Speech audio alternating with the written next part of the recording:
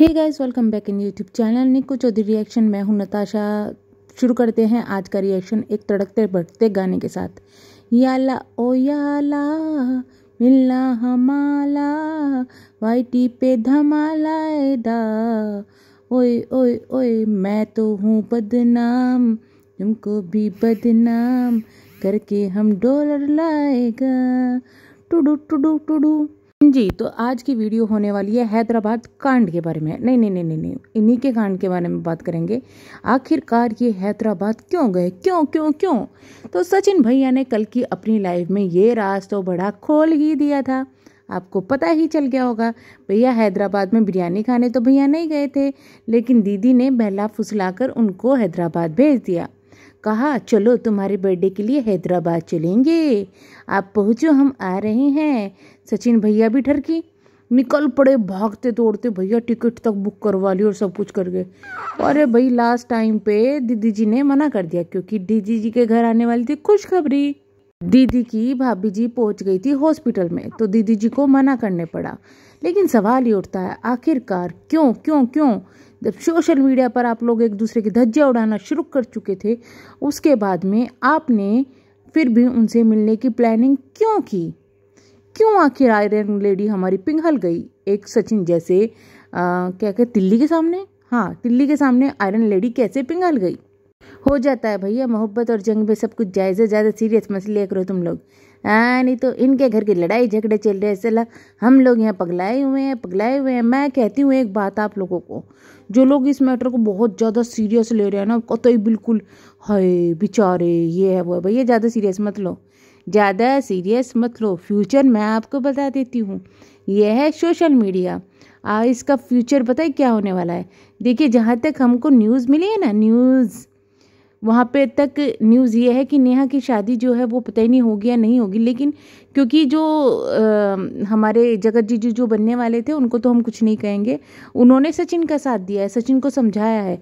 शायद उनको भी पता चल गया होगा भैया हमारी जो वाइफी है वो इधर उधर है, तो हम समझा लें, पहले ही अपना घर बसा लें।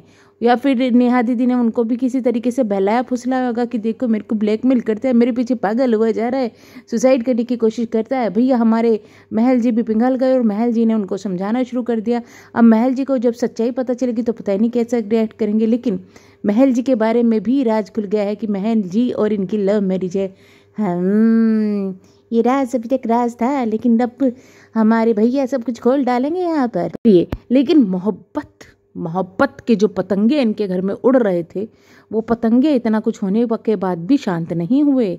दोनों ने प्लान बनाया, जाकर हम होटल में जाकर बनाएंगे बर्थडे।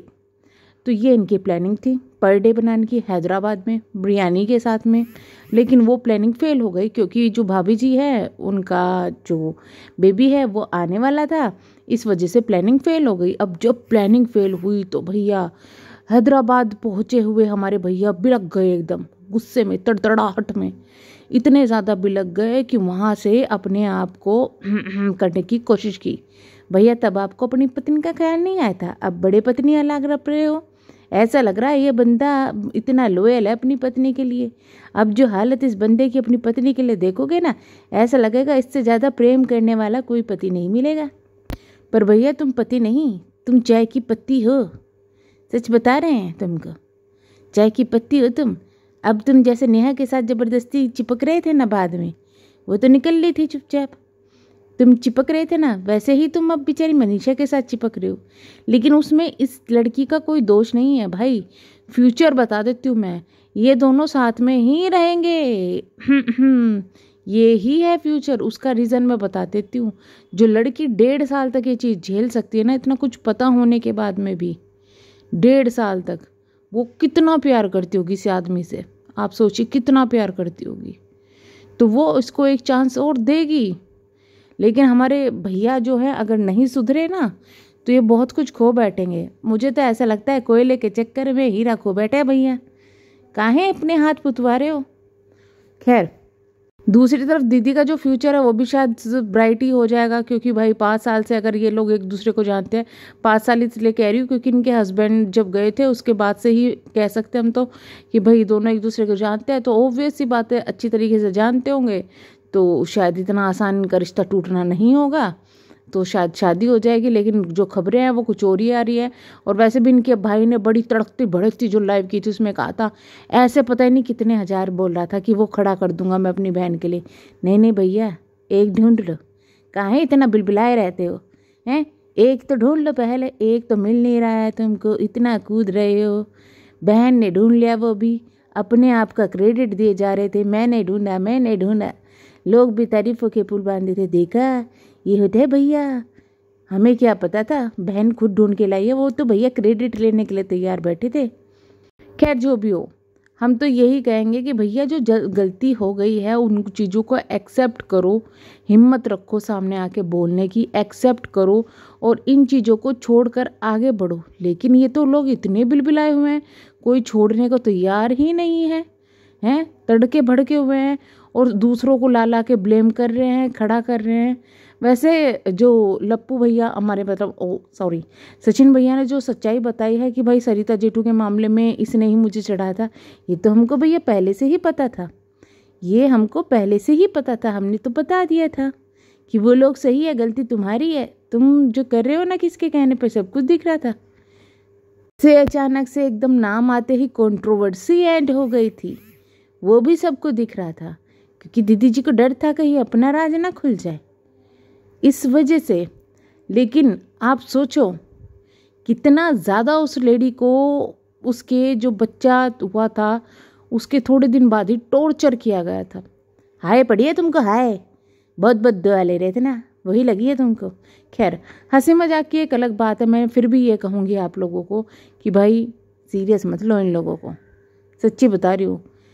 मुझे बुरा लग रहा है मनीषा के लिए, लेकिन वो भी टाइम के साथ ठीक हो जाएगी। वो अपने पेरेंट्स के पास में है, उनके परिवार वालों के लिए बुरा लग रहा है, भैया क्या धज्जियाँ उड़ाई है इज्जत की। इन सब चीज़ों के लिए बुरा लग रहा है इन लोगों के लिए कि सचिन का यूज़ हुआ, मनीषा का यूज़ हुआ, ये हुआ वो हुआ। मेरे को कोई बुरा नहीं लग रहा है इन लोगों के लिए, बल्कि मुझको गिल्टी फील हो रहा है कि भाई इस आयरन लेडी की कभी सपोर्ट भी किया था, गिल्टी फील हो रहा है। रीज़न ये है ना कि भाई इनके लिए मुझे भी तो समझ में नहीं आता था कि भाई इतना ज़्यादा क्या वो हो गया जो इतनी नेगेटिविटी आने लगी, इतना ज़्यादा क्या था। बट फिर भी जब तक सबूत, बातें तो कुछ हमें भी पता चली थी, लेकिन सबूत नहीं थे तो हम नहीं बोल सकते थे। और सबूत होते भी, जब तक ये चीज़ें सोशल मीडिया पर नहीं होती तो हम नहीं बोल सकते थे। लेकिन सवाल तब भी मैंने उठाया था कि क्यों आखिरकार एक ऑडियो लीक कर दी जाती है, एक ऑडियो डाल दी जाती है और सारे जगह पे फैला दिया जाता है कि अफेयर है, और ये लोग लीगल एक्शन लेने की बात कह के भाग लेते हैं इधर उधर और लाके दूसरे अलका को सामने खड़ा कर देते हैं। तो ये चीज़ें तो शक कर ही रही थी पहले, ये चीज़ों पे तो हमने भी सवाल उठाया था, लेकिन मामला दब गया, हमने भी दबा दिया। बट जनता और रिएक्शन वाले इतने बेवकूफ़ नहीं है जितना इन्होंने समझा हुआ है। और ये रिएक्शन वाले ही हैं, मैं एक बात कहती हूँ कि जो आप लोगों तक अब सच्चाई लाते हैं कि भाई क्या है क्या नहीं है, ये रिएक्शन चैनल वाले ही होते हैं। इतना आसान नहीं है सच्चाई लाना और सच्चाई बोलना, क्योंकि बहुत कुछ सुनना भी पड़ता है और झेलना भी पड़ता है इसमें। खैर, अगर आप चैनल पर नए हैं तो चैनल को प्लीज़ सब्सक्राइब, वीडियो को लाइक ज़रूर कीजिएगा। और आप लोगों से शिकायत यह है कि आप लोग लाइक नहीं करके जाते, तो एक मधुर गाना के साथ में लाइक कर दीजिएगा, नहीं गाना आप गाइएगा। मिलते हैं नेक्स्ट वीडियो में, बाय बाय।